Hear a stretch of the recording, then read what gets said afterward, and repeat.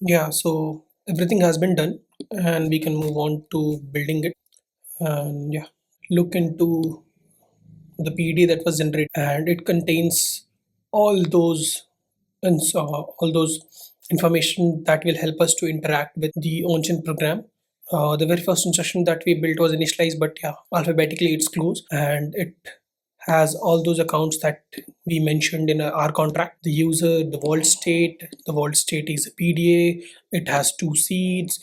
First seed was a const, and which value is this? And this was basically the string vault, right? And after that, the second PDA was an account, and this was user account. After that, we have our second PDA. It is also a PDA, and it has two seeds in it. First one was a constant string, that was vault, sorry, this was vault, and that was vault state. After that, we had our account as a second seed, which was vault state, and we need a system program. And for for close instruction, we needed no argument because we were transferring the entire lampposts from vault back to the user. After that, we have our second instruction, that is deposit. It has all the accounts that we listed or that we mentioned in the contract. User, vault state, the PDA is required for driving the vault state, the vault itself, and it had argument, right? It had argument of amount, which was the U64. That the user will give how much amount he wants to deposit, and we will transfer that amount of lampposts from user account to the vault account. After that, we have vault. In the vault, if you remember, also required same accounts, the user account.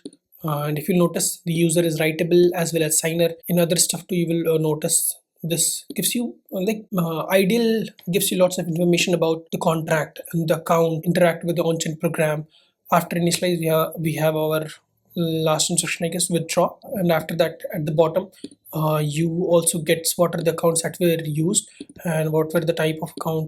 Coming back to the testing part, so as a contract developer, it's your responsibility to write test for the contract, test all the edge cases, and give that test with ideal to the client side developer so that he can integrate it to the platform without any trouble. But let's say you are not a contract developer, but you are a client side developer whose responsibility is to integrate this contract to your platform in TypeScript or any other language, whatever you're comfortable with. And let's say your contract developer is a Zerk, and he does not write the test for you, so and you don't have access to the contract either, so you're left with only the ideals.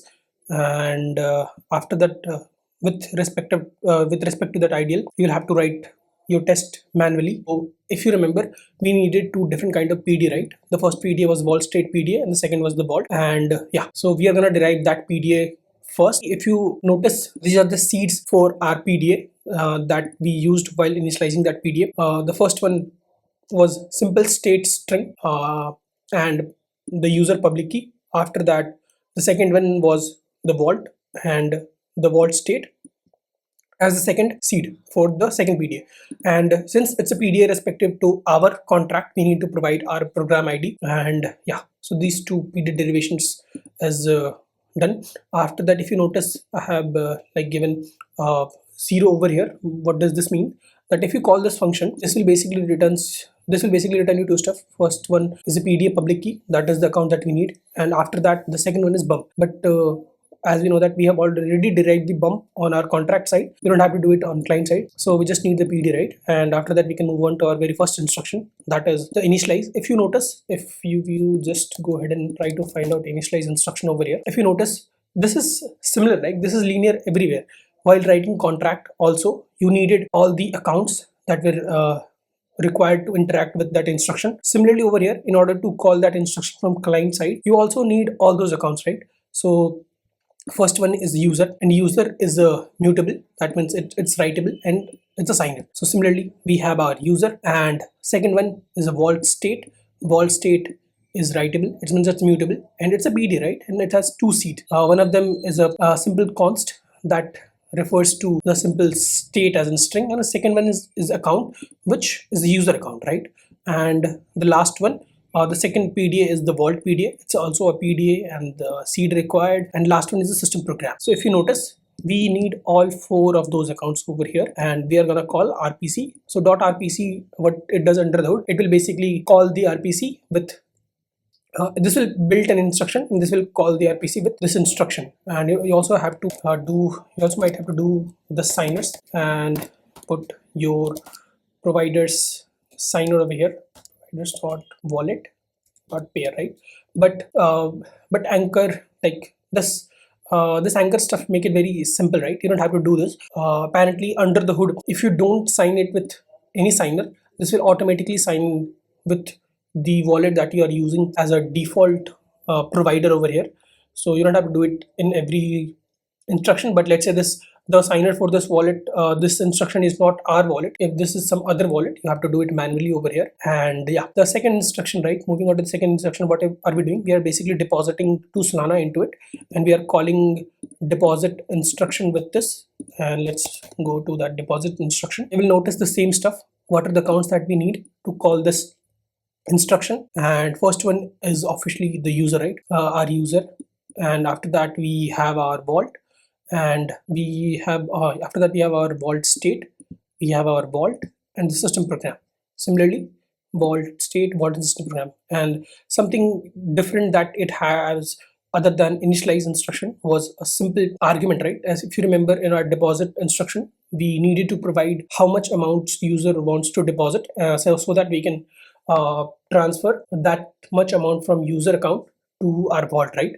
So if you notice over here, it has one argument, which is amount, and it's U64. And since we're transferring to Solana and we have to convert the Solana into lamports, we multiply it by lamports per sol, and we provide it to the deposit instruction.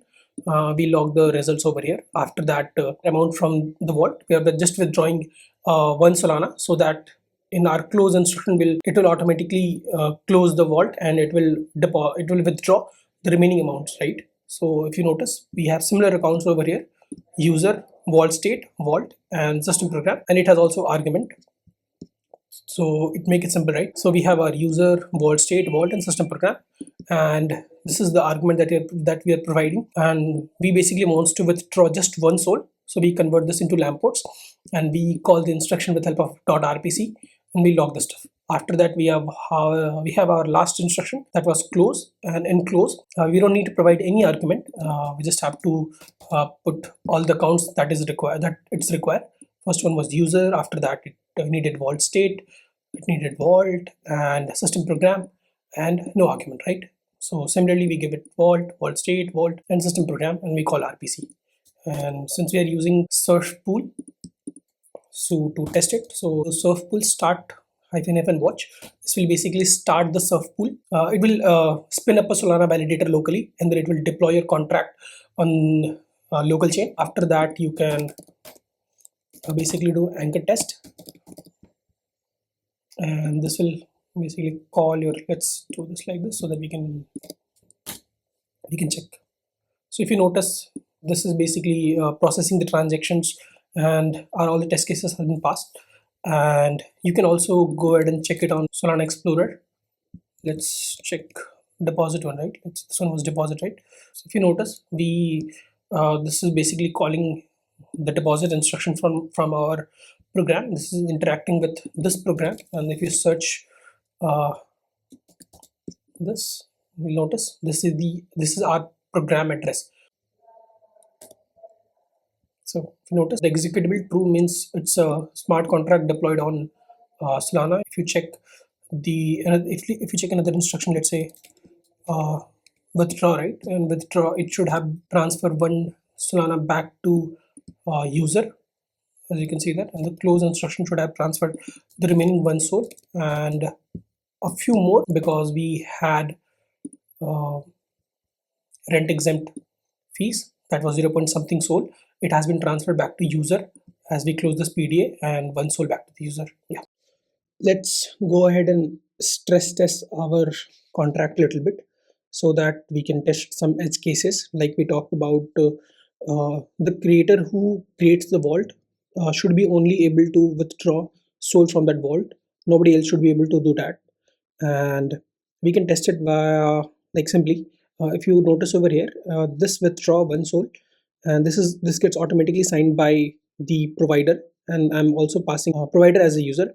But in this second withdraw instruction, I'm creating a new user, and I'm logging its public key so that it can be visible in the console. After that, we are dropping some lamp ports into it so that it can pay for the transaction fees, and then we are creating the same transaction, but instead of provider as a user, created user as a user public key, and I'm signing it with user, which is the newly generated user, and after that we are logging it, right? So if our contract is secure enough, this instruction should fail, and after that except this other all instructions should pass, right? All right, so let's test it. Four of the test cases were passed and one got failed, right? And this is our this instruction that got failed. So user is this one, and airdrop transaction was successful, but withdraw one sold failed. And if you notice, the error was like seed constraint were violated, right? We figured it out in the beginning, like we have derived our vault state in such a way that nobody else can access it, and this makes our Solana contract a little bit secure, and we can eventually talk more about security in the upcoming videos. And yeah, all right.